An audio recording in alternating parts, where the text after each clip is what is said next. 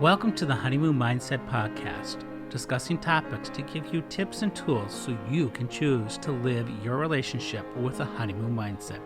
Here are your honeymoon mindset experts, James and Beth. Hello, everybody. Welcome to another episode of Honeymoon Mindset. So grateful that you're listening. We're going to talk about something a little bit more uncomfortable on this topic. Sex versus love. What's the difference? You may be thinking we talked about this a while back in another episode last year. Emotional intimacy and physical intimacy. Now this one's a little different. This is more focused on the physical intimacy side of it. And it's more geared towards relationships because Valentine's Day is right around the corner. What's the difference? Does it matter? The question to answer that is yes, there is a difference. And yes, it does matter. Yes, we all know guys naturally have a higher sex drive than women. Not saying there's women that don't have high sex drives or demands. There's guys with low sex drives. It's normal. It's natural.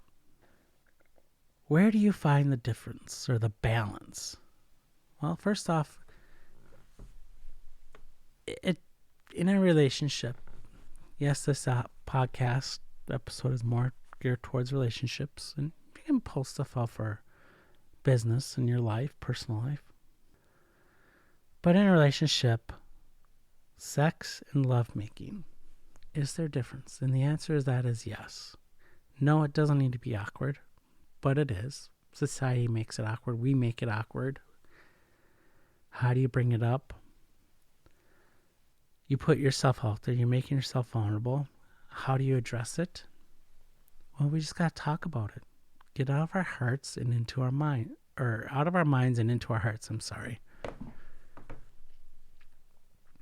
We need to just listen with our hearts. First off, we need to sit down with your partner and have a conversation with them. Look, I'm this way. I know you are this. You make all these comments and this, but obviously you have a higher sex drive than I do, or you have a lower sex drive. Whatever the case may be, it starts with a conversation, and you find the compromise. You find the middle ground. Ask your partner, what's the difference between lovemaking and sex for you? Some will say sex is, let's just roll over quickies, or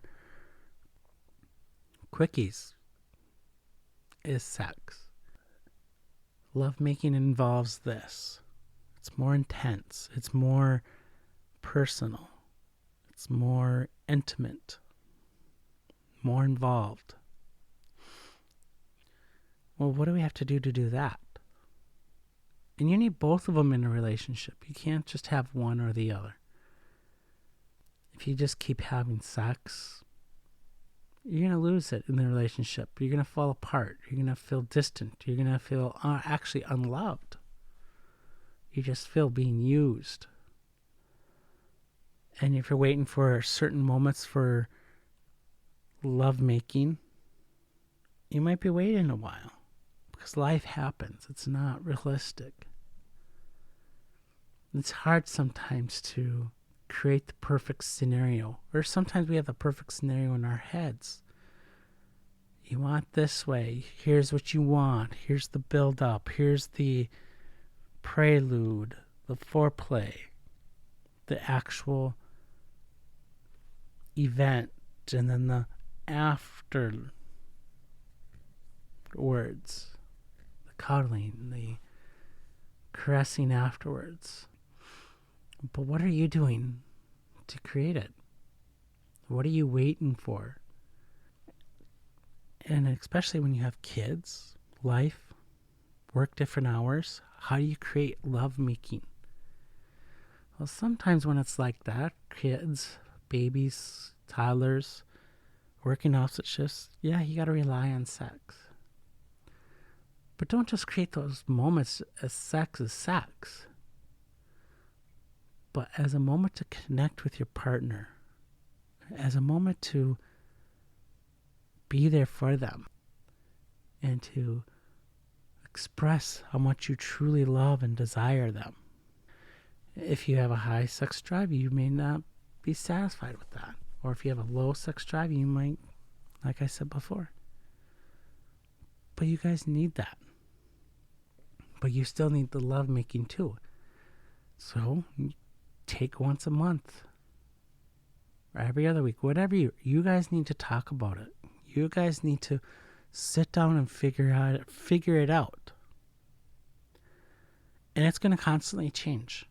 It's going to change by month, by a week at times. It's going to change year to year, decade to decade. It's going to change to the time of life it is.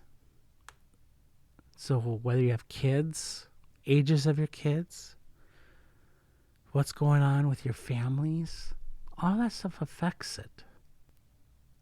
That's why you guys got to sit down and talk about it. Sex and lovemaking are two things that are constantly that one thing you should talk about. Just like with finances. Those two are two things that you guys need to talk about in your relationship. Constantly. Oh, we don't want to feel like we're just...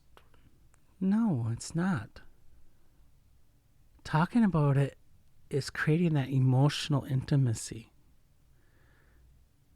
So that you can have that physical intimacy.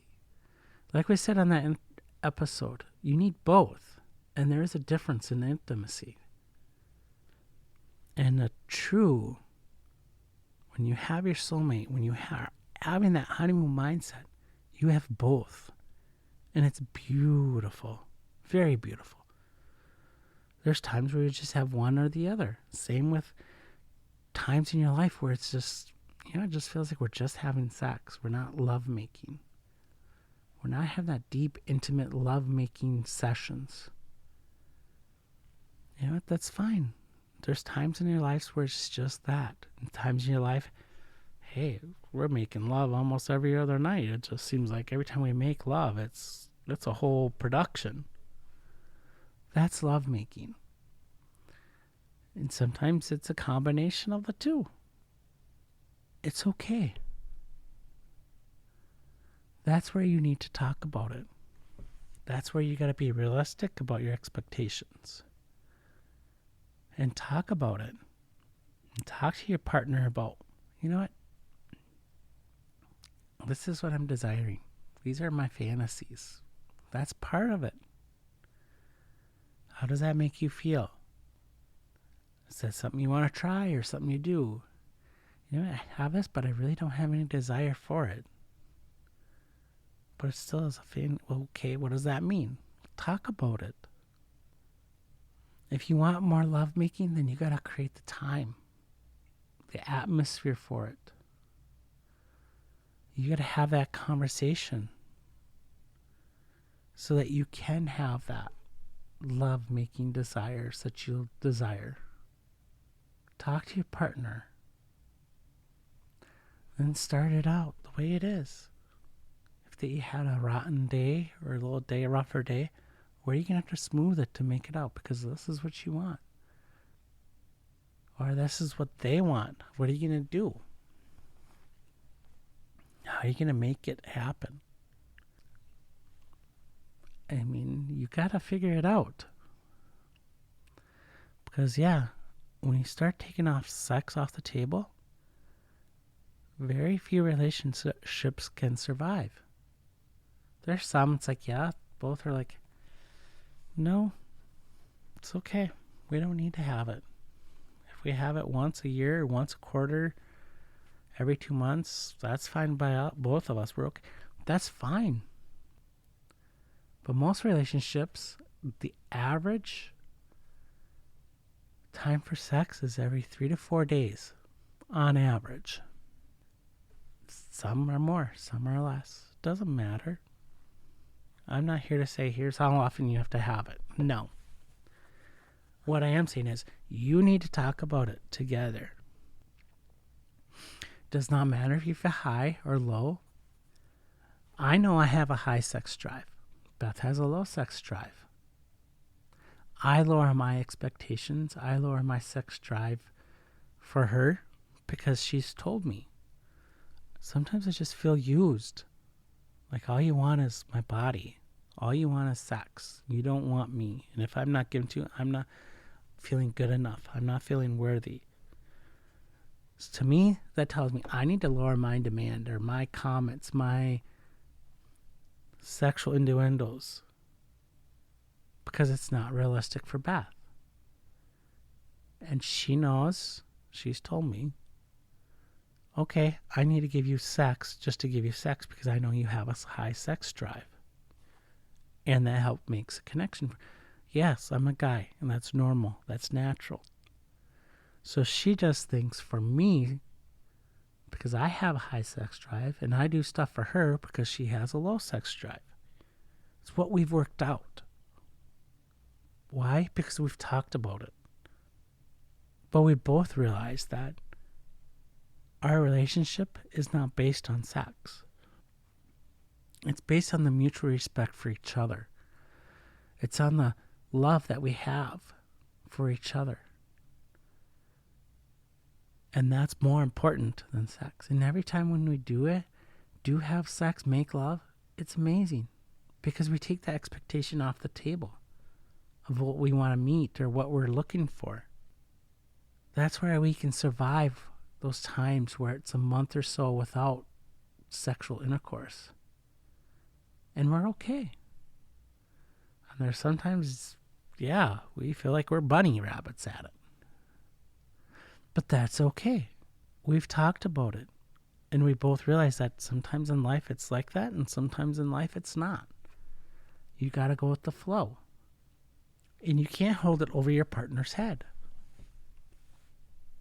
It doesn't matter. If they have a lot of stuff going on, a lot of hard stuff, no, of course not. You need to be more sympathetic. And yes, sometimes you just need to give in. Put your thoughts and feelings and put your partner's ahead of yours. Even if they're trying to make you happy, let's say your partner has a low sex drive. Same here. I know my wife's having a hard time, but she still wants to make me happy because I have a high. No, I take it off and I say, nope, it's not what I want. I just want to cuddle with you, love you, care for you. That's it. Nope. And there's times where I'll do stuff for her. That's what makes sex and making love so important and so much needed. It's knowing the difference and talking to your partner and realizing that lovemaking is going to be harder to do because it's more involved, it's more intense. But you can still have great, amazing sex with your partner when you do it with the right mind frame, with the right mindset. And that's where the emotional intimacy and the physical intimacy comes in. You got to have that emotional intimacy. You got to work on that. Otherwise, it's just sex. And when you get that, even when you have just sex, you still have a piece of that lovemaking in there. You still have that connection, that bond. So how do you find the difference? Well, like I said, you got to talk about it. You got to be honest with your partner. If you don't know, ask them. They'll tell you. Your partner will know. Yeah, you have a high sex drive because of this. Or you always are. Always talking about this. Do you have a high sex drive? Where's the middle? What do I need to help get you in the mood? What do I need to do? Or what do you need to do to get in the mood? You got to talk about it. And for those lovemaking things, you got to talk about your fantasies, your desires, your dirty secrets. Because the way your partner wants to make lovemaking may not be the same as you. And vice versa.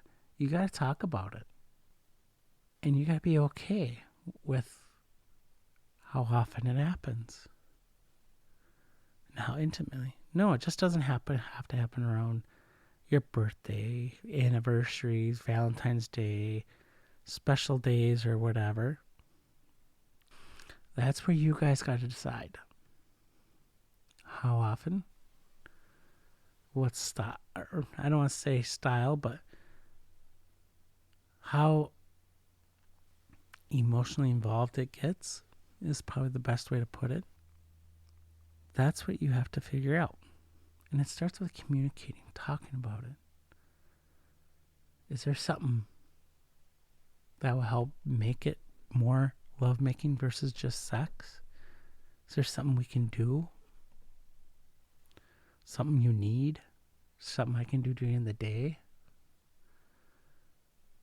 Or if you do this for me during the day, this helps drive this desire for me, for you. That's how it all works. Communicating. Talking about those expectations of each other. Knowing yourself. Maybe you don't know. So then keep a journal. Write down. I felt this. When we did this, it made me feel like this sexually. And talk to your partner. The best way to go from sex to lovemaking is communication. Talking about it. Being open. Being honest. And if something's a little weird, say so. I know Beth and I, we've had those conversations. You know what? Something, yeah, I don't know how you're going to respond or this, but I need to talk to you about something. And you have that conversation. And that is how you spark the passion in your relationship. Is through communicating, being honest, and being open. So yes, you need both sex and lovemaking. And yes, there is a difference. And sometimes life tells you what you're going to have and be able to do. And you got to be okay with the down times. And you got to be okay with the times when you're bunny rabbits. And your marriage will have an everlasting honeymoon mindset. Thank you for listening.